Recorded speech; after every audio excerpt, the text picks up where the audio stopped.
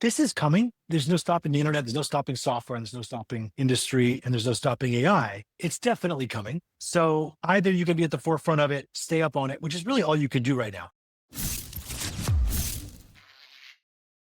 All right, folks, look, if you are going to be potentially one of the people who might be replaced with AI, or you don't know if you are one of the people who may be the one who drives AI and instead replaces the four other position and keeps yours, if you're in a W-2, if you're in a business, this could be replacing you or other services or people that support your business. And I think that we are literally set to see in the next 2 to 3 years, the first billion-dollar company with one guy and a bunch of virtual assistants. I literally think it's coming. So on this episode, guys, we're going to teach you what to think and not how to think in regards to AI, because really it needs to be something that applies to your current job, your current situation, your aspiring entrepreneur, or your business building exercise and omni-channel exercise. No matter what it is and what particular line of work you're in, it's going to be impacted. No matter what line of business you're in, it's going to be impacted. So today I brought a guest on who knows that firsthand, who is building AI systems around digital marketing tools and sets like that. And we're going to speak about this for the next 20, 25 minutes or so. Thanks, John, for coming on the call. Let's dig right in, man. What's the first thing somebody needs to know that's very important about AI right now? It's the internet 1994. Is it feels like, well, I'm not seeing anything yet. My job's not been replaced and we're not even using AI so much in our company. That's probably true. And probably in 3 years, that won't be true. Yep. And you kind of put it well, if harshly, which is that this is coming. There's no stopping the internet. There's no stopping software, and there's no stopping industry, and there's no stopping AI. It's definitely coming. It's going to change everything, even more so, I would argue, than any of those previous things, including the Industrial Revolution, and it's going to come a lot faster.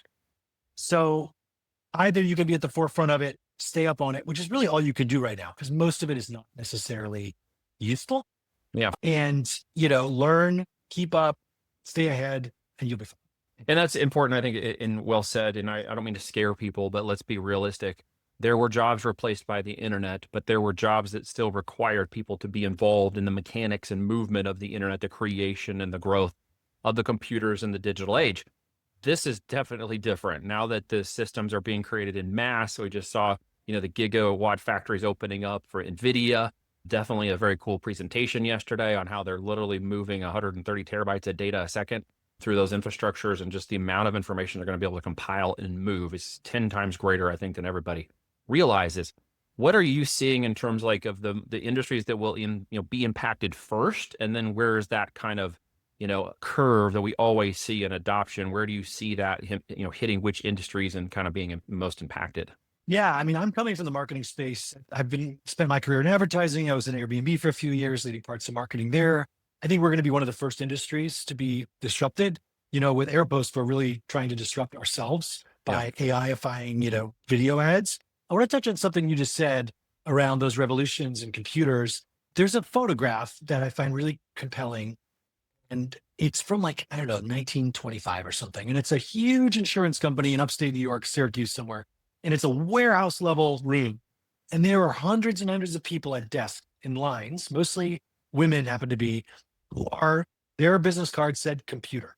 Their job was they are a computer.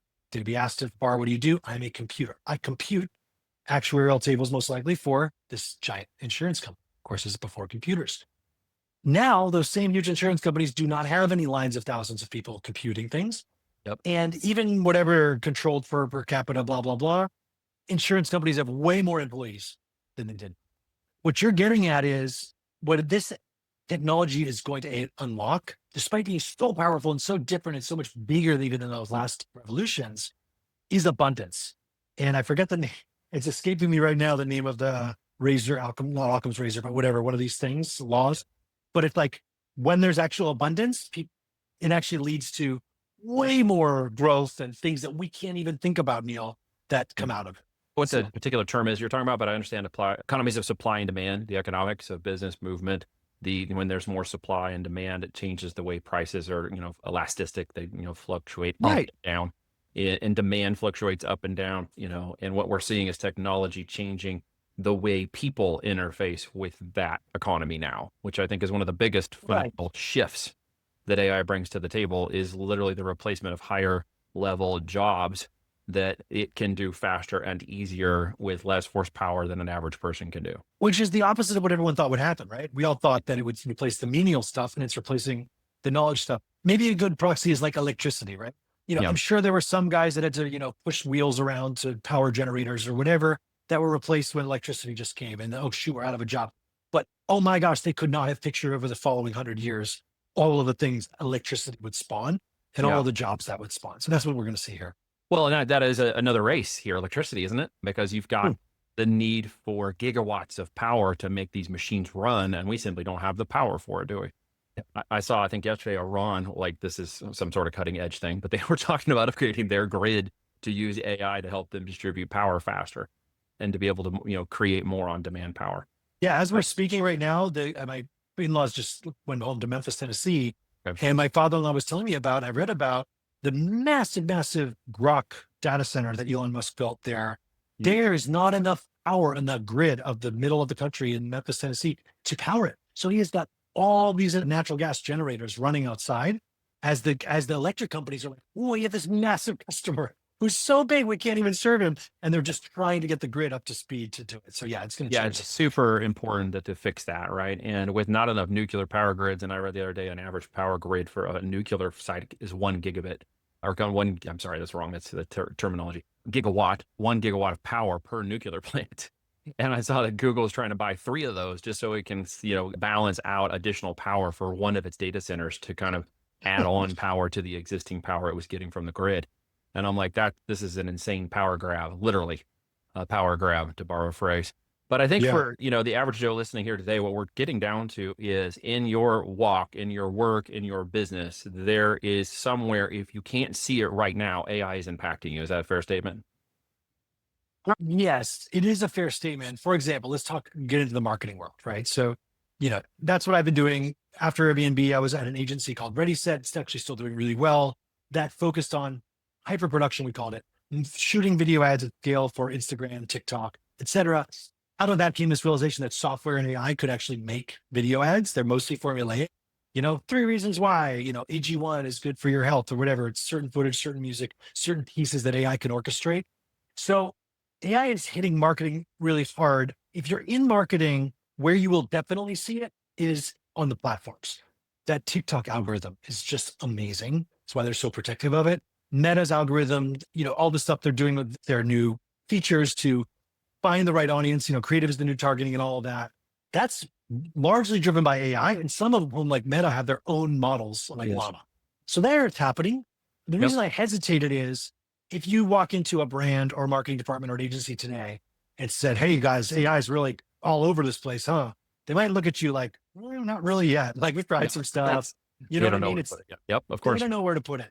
They don't know where to put a lot of it. And we deal with that on the e-commerce side and the product side and the brand side. And of course, the side, we use everything from AI-driven tools to help with the brand names, to our images, to our copy, to how we structure the listings and components of a You're ahead of like 98% of people. Product research is AI-driven now, and we're looking at the AI components of these platforms and saying, well, how are they reading the data? Like you mentioned, TikTok. We're also looking at Amazon and saying, okay, how are they using their Cosmo engine, their other engines of AI to look and learn and assimilate data and then learn how to rank and stuff around that. And boy, that's changing extremely fast, and we're developing as fast as we can against it.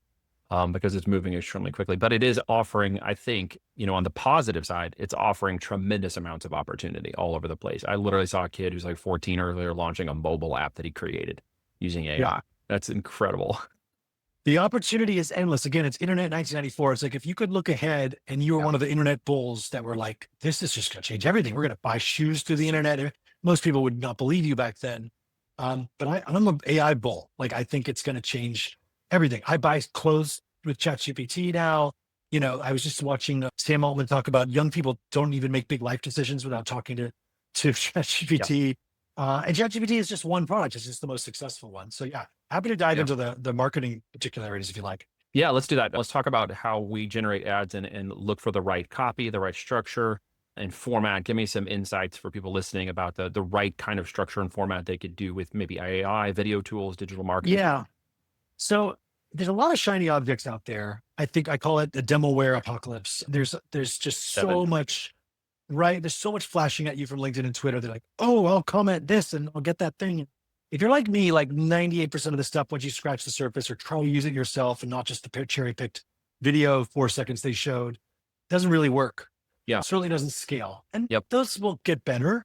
you know, making a video ad is really hard because the number one thing that matters is authenticity, which is literally, AI is not authentic. So there's certain parts of AI like voiceover, like the new announcement that OpenAI had with 4.0 images Yeah. that are getting closer to 100%. They're still not there, Yeah. but they're getting harder to tell, right? Like I could play you a real person talking in a voiceover that I go make on 11 Labs, and you might actually not be able to tell even today. It's And all this stuff is, or what it was a year ago, even when we were playing around. oh, Now it's I spoke at a conference recently. I showed Will Smith eating spaghetti with AI, yeah, a year ago versus a year fast. later, and it's night and day. But there's a problem with that push for hyperrealism a little bit, even in the marketing, right? Because you want authenticity, as you're saying. People want to see there's a genuineness to it, yet everyone's pushing to push the barriers of hyperrealism.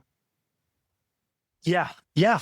And so you're saying like that's tricky because if it's hyper real, but it's not real, that's sort of a conundrum. Well, you're still trying to reach a point where you're building what we call that know, like, and trust relationship through your video, 30 seconds, getting somebody to understand, Correct. ocean logic and feeling component, the safety aspect, or whatever it is you're trying to move that product, shift that focus towards this is what I want, right, by the end of that video. But I think that the concern I have, and maybe you do too, is just, how we're all pushing for the most hyper realistic videos possible just to recreate real life in a video format, right? Yeah, I know. It's crazy. I worry for our world a little bit about how accurately AI is going to be able to Yeah. mimic real life. I can tell you other non-marketing stories about that, but I'll stay with marketing for now. So video ads, it's hard to make them good. Yeah. Most companies that are working on this space, Neil, are not, honestly, most of them are not even from advertising. Like I definitely, if you're looking at piloting something, like look at the founders, look at the team. Do they actually understand your space? Do they understand That's right. marketing and advertising? Most times it's engineers or people that are just bombing into a space because here's an ad. Why don't you like it? The storytelling, the quality, the shots that are chosen, where they go, what the voiceover says, what the script is, whether there's an emoji in the title or not. Like there's so many ingredients that go into making a good dish that's our focus. That's our obsession. And one thing that we're working on now, and I think a lot of AI first companies and solutions for marketing are thinking about is humans in the loop, right? Yep. It's even got its own fancy acronym, HITL, which is like, how much are we a service? How much are we software? I think when everyone came flying out of the gate, it's like, oh God, we have to be pure SaaS. We have to be 100% AI. Yep. Well, what everyone's realizing is 100% AI is not there yet. It's not smart enough to be creative. It's not good enough to do something kind of uncanny 3 times 10. And what we're learning is, you know what, with these big companies that we work with, DoorDash, et cetera, putting some humans in the loop to sort of tweak the machine. It's still a machine. There's a huge machine, running in this room. But if I see some part starting to smoke, tighten up that bit, that marble's rolling this way, nudge it that way. But I'm not doing the work myself, but I'm helping, I call it the last 5 miles of AI. Mhm. Those companies are the ones that are taking off. Funds like General Catalyst and others are raising billions of dollars to literally buy up manual machines like accounting firms and rip out the back end that are people driven and just put in the where AI can actually do a decent job and replace 40% of the cost structure. So I think we're entering an era where we've whipsawed from like AI is here, everything's AI all the time, to like shoot, like this quality's not there. Everyone's churning. Maybe it's experts that are at the controls of the code and learning from the clients directly as the code gets better. And sure, maybe the margins aren't 95%, maybe they're 65%. That's sort of where we're in right now. So it's a balance between, creativity as well as authenticity and bridging the gap between real people and content, which is That's right. That's right. Took a look around your website and stuff. I see that's where you're headed. And I appreciate that 100%. idea that you're putting real people in the videos, but using AI. Exactly. Thank you. That's a big deal for us, is like, we're not trying to make creepy, uncanny people that are just not real people. Right. Maybe they'll be more real looking in a year, and we will look at that. Yeah. But I think of us as more orchestration with AirPost. It's what goes where. You have a lot of footage, Mr. Customer. You have an understanding of your value propositions in the brief, and you can fill that out on our platform and tweak it. And it speaks to our models to make your ads. But mostly it's stuff you already know and have approved, just like iterations and variations. So talk to me as an owner of a business brand. You got 9 brands, multiple times. We are always in need of content, a better process for content distribution and sponsored brand post, ad post, social content. Speak to me in terms of the process. How am I going to be able to utilize something like AirPost to make it easier and better to see the right kind of content being generated for the right narrative around my product? The good question. The problem we're trying to solve is really simple. You're ultimately probably about performance.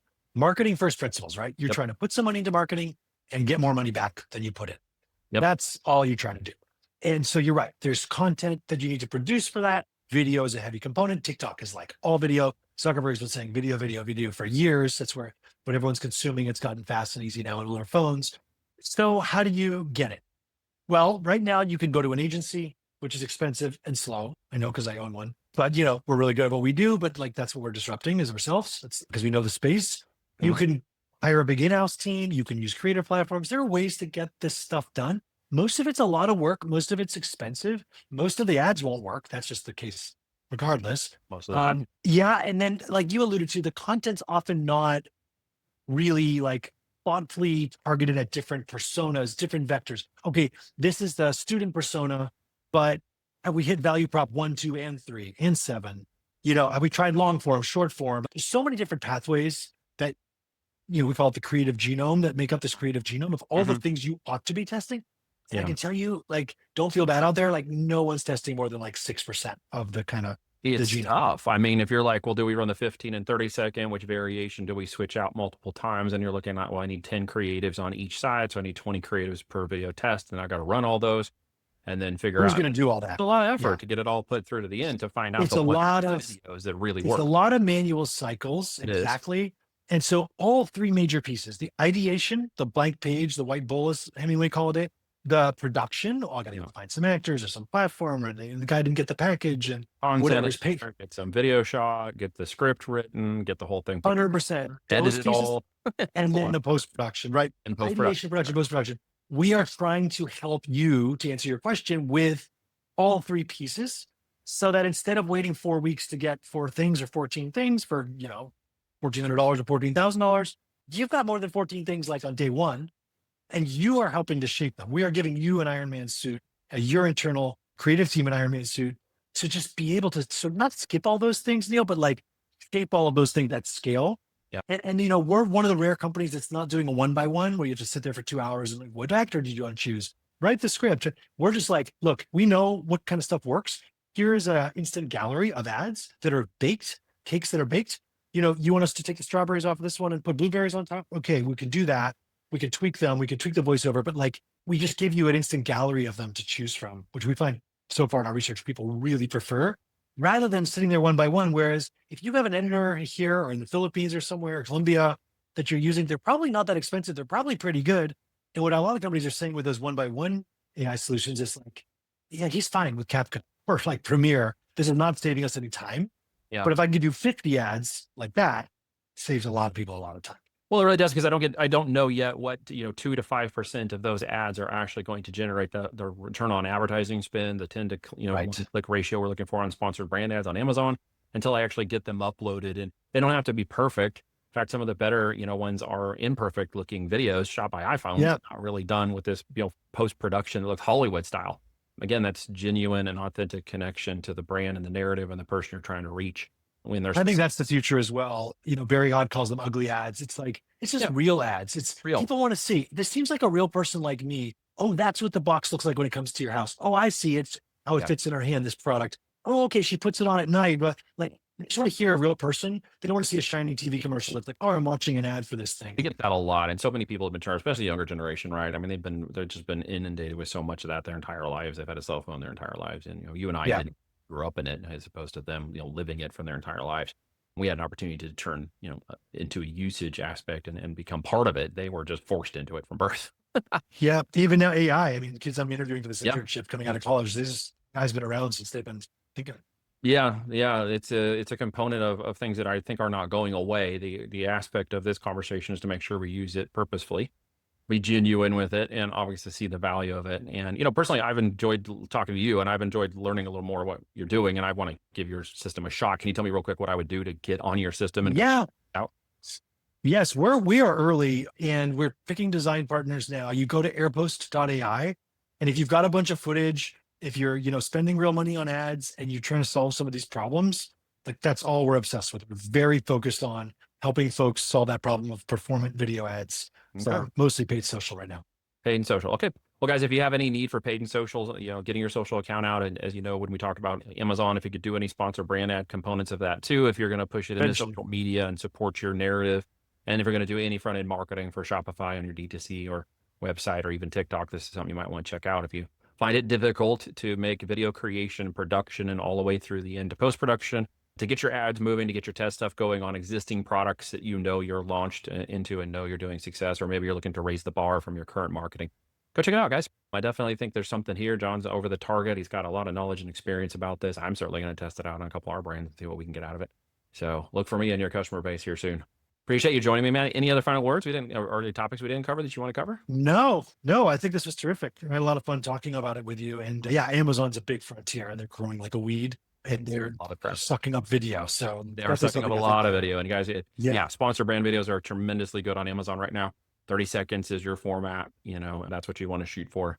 And if you do a great job, it can really increase your CTR we're seeing, and obviously your sales can go up dramatically with regular sponsored videos versus sponsored ads. It's a big difference. So you definitely want to engage this kind of media and marketing on your Amazon platform. 100%. We know this on the social media front end, Shopify, et cetera. You have to do it.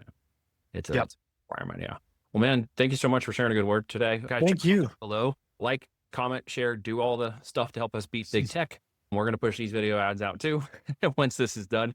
And hopefully you guys found some value in this, to make sure somebody else gets to hear this, and share it with a friend or family member who needs to see more about video and easy video ad creation.